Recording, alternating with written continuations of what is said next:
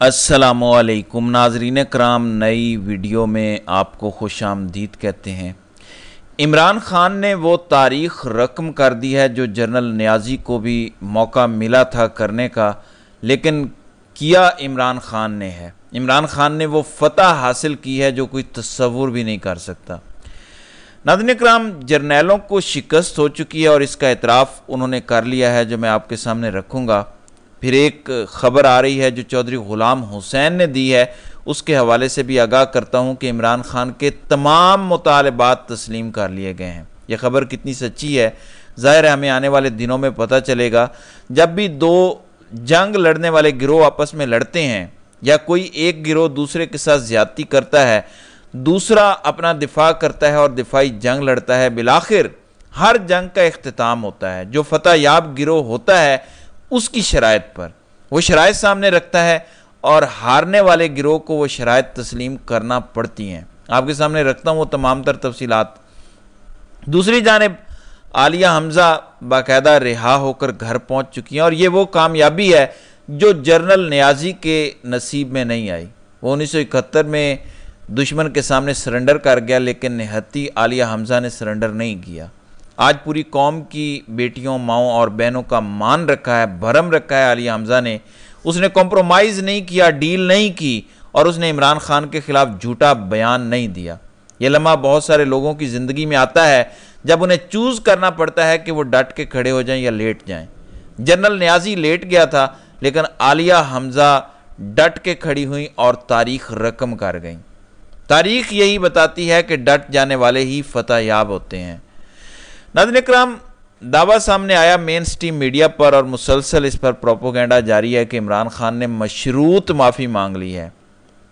नाज़रीन कराम, इमरान खान से माफ़ी मंगवाने की ख्वाहिश लिए कुछ जर्नैल पता नहीं अपनी नौकरियों से भी जाएंगे और शायद बिलाखिर इस दुनिया से भी जब उनका वक्त आएगा तो जाएंगे, लेकिन इमरान खान माफ़ी इनसे कम अज़ कम नहीं मांगेंगे। जो पॉलिसी स्टेटमेंट आई है उस पर बात की जा सकती है। इमरान खान ने फिर वाज़े किया है कि 9 मई में मुतासिर तो हम हैं, मजलूम तो हम हैं, मुझे गैर कानूनी पकड़ा गया, हमारी पार्टी तोड़ी गई, हमें इलेक्शन नहीं लड़ने दिया गया, सबको उठा लिया गया, तो माफ़ी तो हमसे मांगे आप लोग। आप कह रहे हैं हम आपसे माफ़ी मांगे। इसमें एक सोच ये सामने आ रही है कि हम बांग्लादेश के नौजवानों की जो बड़ी तारीफ़ कर रहे हैं कि उन्होंने हसीना वाजिद को भगा दिया और उन्होंने अपना हक हासिल कर लिया, तो पाकिस्तान में अगर नौजवानों ने फ़ौज के कानून तोड़ने पर, आइन तोड़ने पर रद्द अमल दिया, क्योंकि फ़ौज ने इमरान खान को अगवा किया था। आपको DGISPR की 9 मई के बाद पहली प्रेस कॉन्फ्रेंस और उससे पहले उन्होंने मीडिया में जो बयानिया चलवाया कि इमरान खान की गिरफ्तारी बिल्कुल कानूनी हुई है, फिर सुप्रीम कोर्ट का फैसला आया तफसीली कि यह गैर कानूनी गिरफ्तारी थी। जब स्टेट के इदारे, जब स्टेट के औजार आइन तोड़ेंगे, कानून तोड़ेंगे, वो साबिक वजीर आजम को नाहक अगवा कर लेंगे, तो अवाम क्यों कानून की पाबंद है? फिर अवाम वो करने में बिल्कुल हक बजानिब होगी जो बांग्लादेश में लोगों ने किया, खा वो हमारे हीरोज ही क्यों ना हो जिन्होंने ये किया। लेकिन एक फ़र्क है, मैं थोड़ा सा इसको एक्सप्लेन करता हूं कि इमरान खान कहना क्या चाह रहे हैं। नाज़रीन कराम, जब ये लोग CCTV फुटेज लेकर आएंगे, अगर ये कभी ले आए और अगर ऑलरेडी डिस्ट्रॉय नहीं हो गई, तो पता चलेगा कि मुख्तलिफ जगहों पर इनके अपने लोगों ने आगे लगाई थी। इस वजह से आज तक असली CCTV फुटेज कभी जारी नहीं की गई, किसी अदालत में पेश नहीं की गई। वरना ये चाहते तो लोगों को सजाएं दिलवाते, CCTV फुटेजेस पेश करो और लोगों को सजा दो। इमरान खान ये साबित करना चाहते हैं कि आपके अपने लोगों ने ये काम किए हैं। आपकी पहले से प्लानिंग थी, क्योंकि इन तक खबर पहुंच गई थी कि इमरान खान की गिरफ्तारी की सूरत में PTI हो सकता है कि कैंट के इलाकों में एहतजाज करे, हो सकता है कोर कमांडर के बाहर एहतजाज करे, हो सकता है GHQ के सामने वाली सड़क पर एहतजाज करें। ये खबर इन्हें पहुंच गई थी और अब तो हमें पता है कि इनके कितने ट्रोजन हॉर्सेस PTI में मौजूद थे और इमरान खान के करीब थे। तो खबर इन्हें थी और ये पहले से तैयार थे।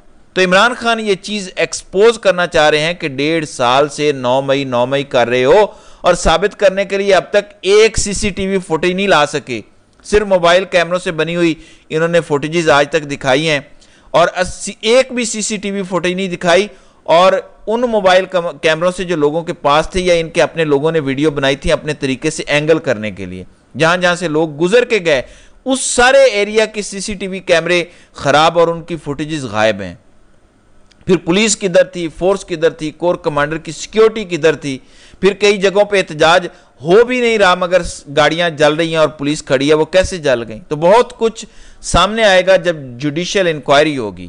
تو اس لیے عمران خان یہ بات کر رہے ہیں, یہ اس میں خود پھنسیں گے اور ان کو پتہ ہے. اصل بات یہ ہے کہ یہ شکست کھا چکے ہیں عمران خان سے. اب میں دو چیزیں آپ کو بتانا چاہتا ہوں. کہتے ہیں 9 مئی بہت بڑا سانحہ ہو گیا. پہلے کہتے تھے کہ سزا دیں گے لازمی, موقف نہیں بدلا. اب کہتے ہیں صدقے دل سے معافی مانگ لو. کیا آج تک کسی نے کسی بھی مارشل لاء پر صدقے دل سے معافی مانگی ہے؟ کسی صورت کسی بھی فوجی کو یہ حق نہیں حاصل کہ وہ پرائم منسٹر ہاؤس کے گیٹ پہ لانگے اور وزیر اعظم کو گرفتار کرے اور تختہ الٹ دے. کیا آج تک کسی نے معافی مانگی اس کی جب نواز شریف کو گرفتار کیا گیا؟ پھر یہ کہتے ہیں عمران خان سے ہماری ساری لڑائی 9 مئی کی وجہ سے ہے. جو 9 مئی سے پہلے واقعات ہوئے, جو عمران خان کے گھر پہ حملہ کیا تھا, کیا آج تک کسی ادارے نے عمران خان سے معافی مانگی؟ عمران خان کے گھر پہ ملٹیپل ٹائمز 9 مئی سے پہلے کیوں حملے کیے گئے, آج تک اس کا جواب ہمیں نہیں ملا.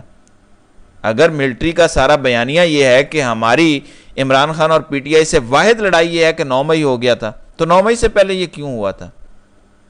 پھر 1971 میں جو بڑا سرنڈر ہوا, آج تک ہم بھارتیوں کے سامنے سر نہیں اٹھا سکتے, کیا اس پر معافی مانگی گئی ہے آج تک؟ تو قوم کا سر جھکانے پر معافی مانگی گئی ہے.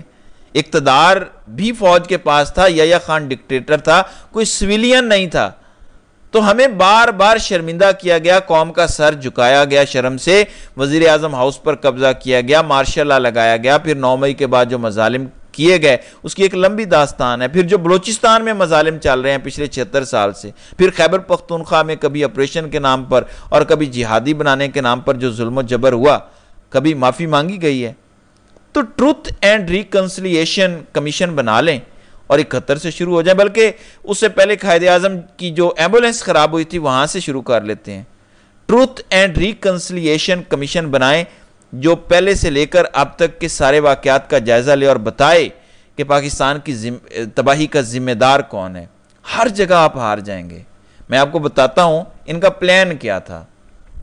ناظرین کرام, پلان یہ تھا کہ یہ نشئی ہے, 2 دن میں ٹوٹ جائے گا, پھر اس کے ساتھ ایک معاہدہ کریں گے 10 سال کا کہ تم نے دوبارہ پاکستان کی سیاست میں دخل اندازی نہیں کرنی, ملک سے باہر چلے جاؤ, اپنی اولاد کے پاس باقی زندگی گزارو.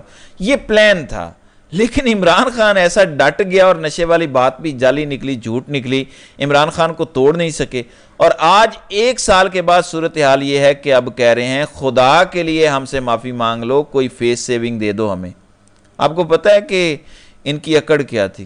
جب عمران خان کو پکڑا تو کہا اب تم کبھی باہر نہیں نکل سکو گے. اس کے بعد دھمکی دی گئی کہ تمہیں سزائے موت دے دیں گے, تمہارا بھٹو والا انجام کریں گے. یہ الفاظ پہنچائے گئے. اور آج صورتحال یہ ہے کہ کہہ رہے ہیں بس معافی مانگ لو تو آگے معاملات دیکھیں گے.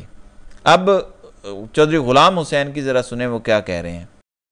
اطلاعات یہ ہے کہ فوج یا اسٹیبلشمنٹ یا جو آپ کہنا چاہتے ہیں ان کے اور پی ٹی آئی کے بانی کے درمیان بڑے بڑے معاملات طے ہو چکے ہیں اور چاروں ان کے مطالبے جو ہیں تسلیم ہو گئے ہیں, اور کسی وقت بھی اگلے ہفتوں میں آپ کو اس کی فزیکل مینیفیسٹیشن نظر آ جائے گی. جی, چودھری غلام حسین کا دعویٰ ہے اور یہ دعویٰ انہوں نے اسٹیبلشمنٹ کے 2 ٹاؤٹوں کے بیٹھے ہوئے کیا ہے. ایک خود کو راوی بولتا ہے اور دوسرے کا نام میں لینا ضروری نہیں سمجھتا. چودھری غلام حسین نے کہا کہ عمران خان کے 4 مطالبات مان لیے گئے ہیں اور آنے والے دنوں میں آپ کو اس کی فزیکل مینیفیسٹیشن نظر آنا شروع ہو جائے گی. اب یہ خبر کہاں تک درست ہے وہ کھل کے بات نہیں کر سکے کہ کون کون سے مطالبات مانے گئے ہیں, لیکن جیسا میں نے شروع میں کہا تھا کہ ہر جنگ کا اختتام فاتح لشکر کے مطالبات ماننے کے ساتھ ہوتا ہے, اور شکست خوردہ لشکر مطالبات کو تسلیم کرتا ہے. اس کو ڈیل نہیں کہتے, اس کو کہتے ہیں الٹیمیٹ وکٹری. اب نوبت کیوں آئی, اس کی کیا وجہ ہے؟ یہ جو بنگلہ دیش میں ہوا ہے, جو کچھ شیخ حسینہ نے کیا بنگلہ دیش میں, ہمارے جرنیل اس سے 100 گنا زیادہ پاکستان میں کر چکے ہیں. ایک انقلاب آتا ہے سری لنکا میں, ایک انقلاب آتا ہے افغانستان میں, اور ایک انقلاب اب آ گیا ہے بنگلہ دیش میں. یہ 3 ممالک ہمارے قریب ہیں, یہاں انقلاب مختلف آ چکے ہیں اپنے اپنی طرح سے. اب اس کے واضح اثرات پاکستان میں محسوس کیے جا رہے ہیں۔ جرنیل دیکھ رہے ہیں کہ جو بنگلہ دیش میں ہو گیا ہے یہ ایک ایسا ایٹمی حملہ ہے جس کے اثرات پاکستان پر بھی آ سکتے ہیں۔ بہرحال دیکھتے ہیں کہ آئندہ آنے والے دنوں میں مزید کیا ہوتا ہے۔ تو ناظرین کرام، آپ کی اس ویڈیو کے حوالے سے کیا رائے ہے؟ آپ اپنی رائے کا اظہار کمنٹ سیکشن میں ضرور کیجیے گا۔